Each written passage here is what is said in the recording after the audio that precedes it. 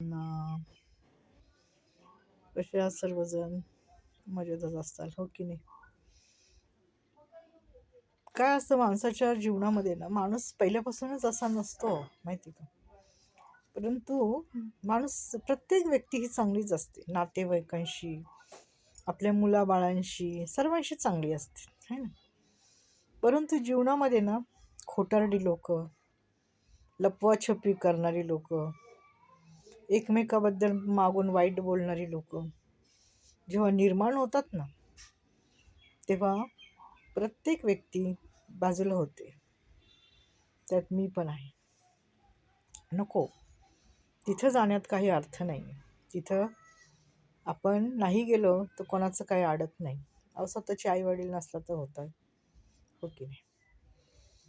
मग काय होतं, माणूस काय म्हणतो, नको बाबा, आपल्याला ते फार वाईट बोलले, वाईट वागले आपल्याशी, मग आपण का जायचं, हो की नाही?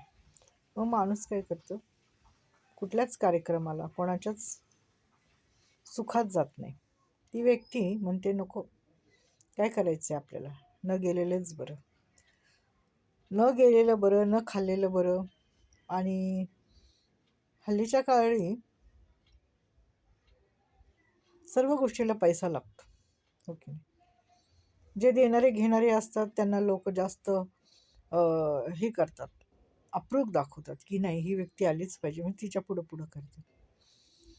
आणि एक सांगू का, ज्याच्या घरी कुठला पण कार्यक्रम असतो ना, तो बघा 15 दिवस, 1 महिना आहे ना, तो वेगळा वागतो.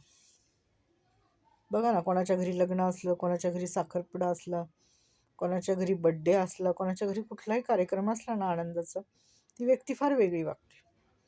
म्हणून त्या व्यक्तीच्या आपण कधीच जवळ जायचं नाही आणि त्याला सारखं काही विचारायचंच नाही की काय रे बाबा, कसं आहे, कार्यक्रमाची तयारी झाली का, काय जेवण बनवणार आहे, काय, काहीच नाही विचारायचं. कार्यक्रम होऊ द्यायचा आणि त्याच्यानंतर 4 दिवसांनी त्याला भेटायचं.